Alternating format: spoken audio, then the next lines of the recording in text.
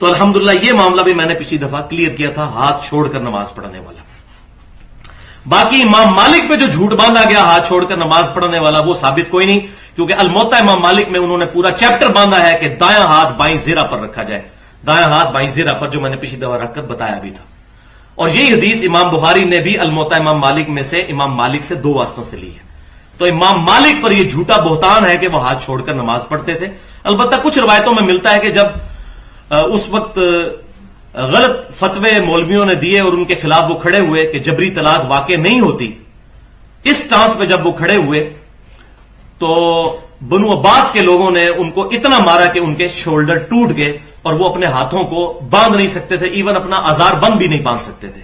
तो उसकी वजह से कुछ लोगों ने उनको देखा कि वो हाथ छोड़कर नमाज पढ़ रहे हैं और उसको कॉपी किया। नमाज के ये सवाल जो तहरीरी तौर पर आया कि इमाम मालिक रहमतुल्लाह अलैह जो हाथ छोड़कर नमाज पढ़ते थे वो इस वजह से पढ़ते थे कि उन्हें बनु उमैया के हुक्मरानों ने मारा था, जिसकी वजह से उनके बाजू उखड़ गया और फिर इसलिए वो बांध नहीं सकते थे। ये बातें ऐसे लोग करते हैं जिनको इल्म की हवा भी नहीं लगी, बिल्कुल वो इल्म से कोरे हैं। उनसे तो मसला पूछा गया, साफ पूछा उनसे, अल मुदव्वना जो है ना, जिस पर फिक़े मालिकी पर लोग अमल करते, मुत्ता पर नहीं करते। अक्सर हमारे लोग कह देते हैं मुत्ता में मालिक ने रिवायत लिखी है कि हाथ बांधने चाहिए। मुत्ता है रिवायतों की किताब, जो मिली बयान कर दी कि फलां ये कहता, मगर फतवे कौन से है इमाम मालिक के? वो अल मुदव्वना। आखिर उम्र में उनके शागिर्दों ने पूछा कि इमाम इस बारे में क्या है, उसकी शरह मालिकियों ने की, उस पर चल उसने पूछा कि हाथ बांधना बेहतर है छोड़ना, तो इमाम ने फरमाया छोड़ना मेरे नजदीक ज्यादा अच्छा। फतवा दिया उन्होंने, हाथ टूटे हुए नहीं थे।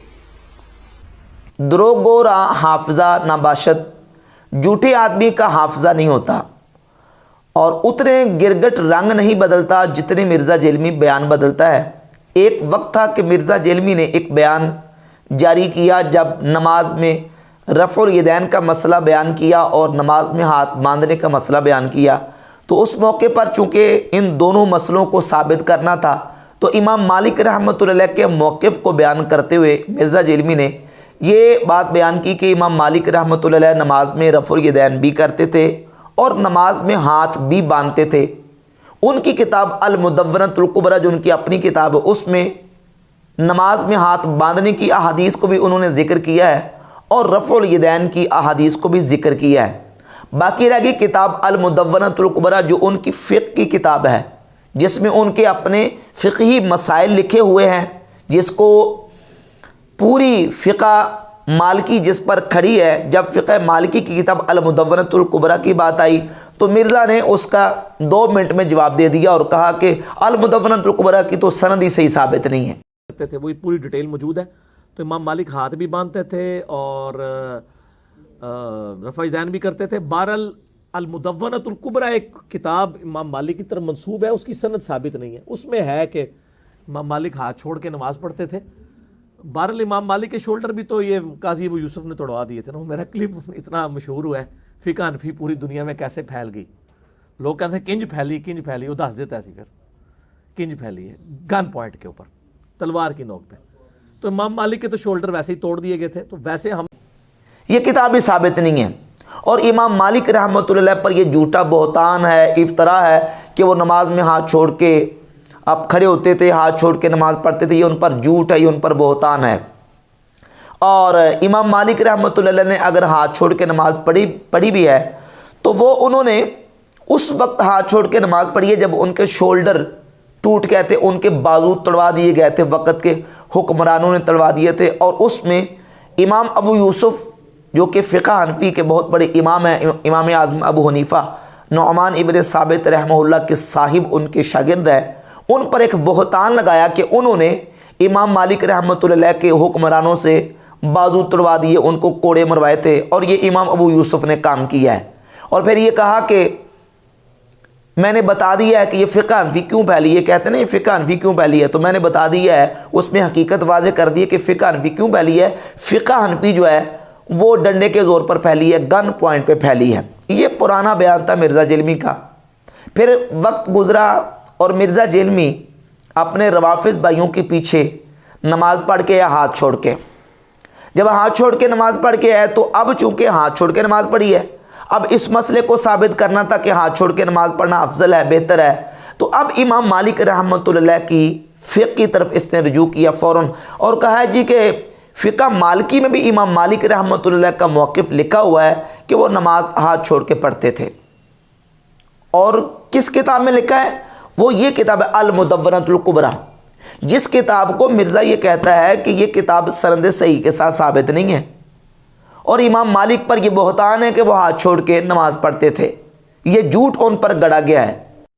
امام مالک رحمہ اللہ جن کی زندگی پوری مدینہ شریف گزری ہے، کئی تابعین کی انہوں نے صحبت کی ہے، ان کی جو فقہ کی بنیادی کتاب ہے المدونۃ الکبریٰ.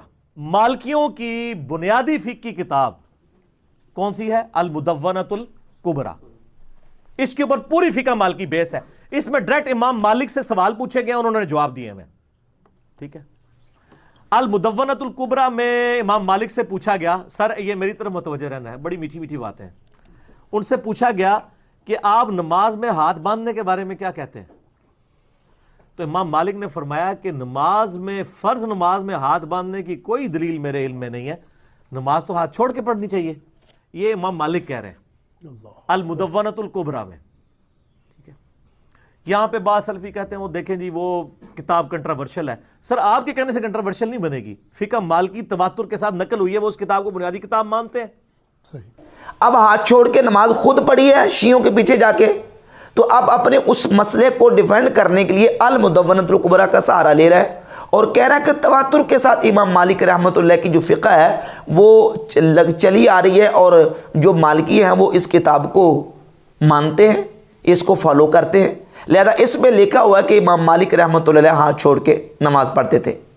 کل تک یہ کتاب سند صحیح کے ساتھ ثابت نہیں تھی، لیکن جب اپنا موقف ثابت کرنا تھا، اپنے مسئلے کو اور اپنے عمل کو ثابت کرنا تھا، تو امام مالک رحمۃ اللہ کی المدونۃ الکبریٰ یاد آ گئی. اور المدونۃ الکبریٰ کو کہتے ہیں کہ فقہ مالکی جو ہے وہ تواتر سے چلی آ رہی ہے اور فقہ مالکی کے لوگ جو ہیں وہ المدونۃ الکبریٰ کو معتبر اور مستند کتاب مانتے ہیں. یہ بات حقیقت ہے کہ جو امام مالک رحمۃ اللہ کے مقلدین ہیں وہ المدونۃ الکبریٰ کو فقہ مالکی کی بنیادی کتاب مانتے ہیں، اور حقیقت ہے یہ کہ یہ فقہ مالکی کی بنیادی کتاب ہے. لیکن اس المدونۃ الکبریٰ کے اندر جب رفع الیدین کا مسئلہ آتا ہے، رفع الیدین کے مسئلے کی بات آتی ہے، تو مرزا جو ہے وہ بیان دیتا ہے کہ یہ کتاب ثابت نہیں ہے. امام مالک رحمۃ اللہ علیہ نے رفع الیدین کا مسئلہ بیان کرتے ہوئے اسی کتاب المدونۃ الکبریٰ کے اندر آپ کا بیان موجود ہے. پہلی جلد کے صفحہ نمبر 118 پہ فرماتے ہیں وقال مالک لا اعرف رفع الیدین فی شیء من تکبیر الصلاۃ لا فی خفض ولا فی رفع الا فی افتتاح الصلاۃ. امام مالک فرماتے ہیں نماز کے شروع کے علاوہ نہ نیچے جاتے ہوئے جھکتے وقت نہ اٹھتے وقت سوائے نماز شروع کرنے کے رفع الیدین کو میں جانتا ہی نہیں ہوں. صرف نماز کے شروع میں رفع الیدین کو میں جانتا ہوں، باقی رکوع جاتے رکوع سے اٹھتے وقت رفع الیدین کرنا ہے اس کو میں جانتا ہی نہیں ہوں. وَكَانَ رَفْعُ الْيَدَيْنِ عِنْدَ مَالِكٍ ضَعِيفًا إِلَّا فِي تَكْبِيرَةِ الْإِحْرَامِ. اور امام مالک رحمۃ اللہ کے نزدیک رفع الیدین کرنا سوائے تکبیر تحریمہ کے باقی مقامات پہ رفع الیدین کرنا ضعیف ہے. یہ امام مالک کا موقف المدونۃ الکبریٰ جو کہ فقہ مالکی کی بنیادی کتاب ہے اور جس کو ممالکہ مانتے ہیں، اس کتاب کے اندر امام مالک رحمۃ اللہ کا موقف لکھا ہوا. اور اسی کتاب کے اندر سیدنا عبداللہ ابن مسعود رضی اللہ تعالیٰ کی حدیث صفحہ نمبر 119 پر اور صفحہ نمبر 120 پر مولا علی رضی اللہ تعالیٰ عنہ کا اثر موجود ہے کہ نماز کے شروع کے علاوہ باقی مقام پہ رفع الیدین نہیں ہے. اب جب رفع الیدین کی بات آتی ہے تو کہتا ہے یہ کتاب ثابت نہیں ہے، اور جب ہاتھ چھوڑ کے نماز پڑھنے کی بات آتی ہے تو پھر کہتا ہے کہ یہ بنیادی کتاب ہے. یہ ہے مرزا جیلمی کا علمی کتابی نام نہاد ہونا کہ لوگوں کو یہ آنکھوں میں دھول چونکتا کہ میں علمی کتابی ہوں، میں کتابوں کے ریفرنس دیتا ہوں اور حوالے سے بات کرتا ہوں، اور اس کے اندر اس کے اتنے تضادات اور اتنے متضاد بیانات مرزا جیلمی کے موجود ہیں کہ اتنے گرگٹ رنگ نہیں بدلتا جتنے مرزا جیلمی بیان بدلتا ہے. باقی رہ گئی فقہ حنفی کے حوالے سے مرزا جیلمی نے جو سٹیٹمنٹ دی ہے کہ فقہ حنفی دنیا میں پھیلی ہے تو گن پوائنٹ کی بنیاد پہ اور ڈنڈے کے زور پر پھیلی ہے. یہ مرزا جیلمی کا فقہ حنفی کے اوپر بہت بڑا بہتان ہے، افتراء ہے. بحمد تعالیٰ فقہ حنفی دنیا میں اپنی خوبیوں اور اپنے محاسن کی وجہ سے پھیلی ہے، اپنی خصوصیات کی وجہ سے پھیلی ہے. لوگوں نے فقہ حنفی کے اندر جو خصوصیات دیکھی وقت کے حکمرانوں نے اور عام مسلمانوں نے فقہ حنفی کی خصوصیات اور اس کے محاسن کی بنیاد پہ فقہ حنفی کو قبول کیا ہے اور فقہ حنفی کی جو نا وہ پیروی کی ہے۔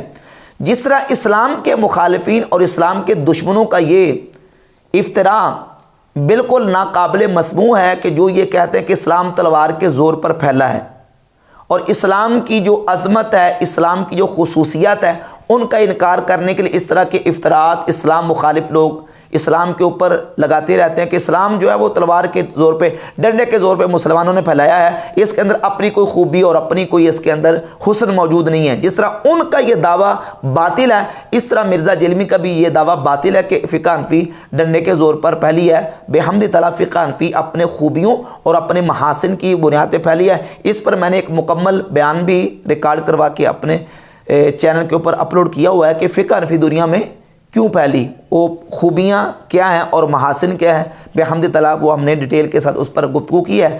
اور مرزا جیلمی کا قاضی ابو یوسف رحمۃ اللہ کے اوپر جو افتراء ہے یہ بھی بالکل صریح جھوٹ اور کذب بیانی ہے۔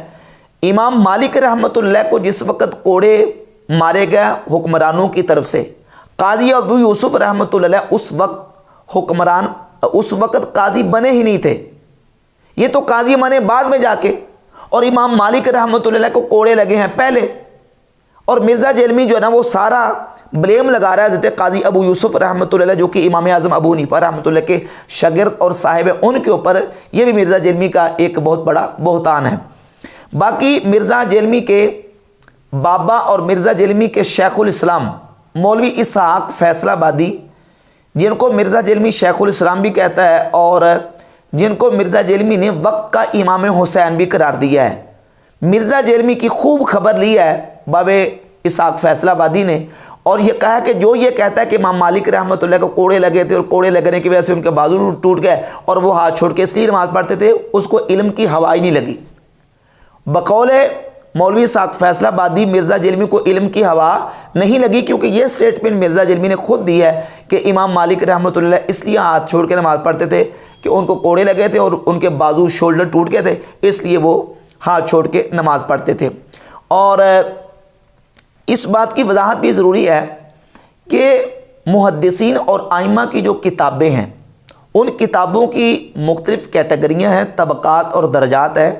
بعض کتب وہ ہیں جو صرف روایت کی کتابیں ہیں، اور بعض وہ ہیں کہ جن کتابوں کے اندر ائمہ دین کے فتاوی جات، ان کے موقف اور ان کی آراء کا ذکر کیا گیا ہے۔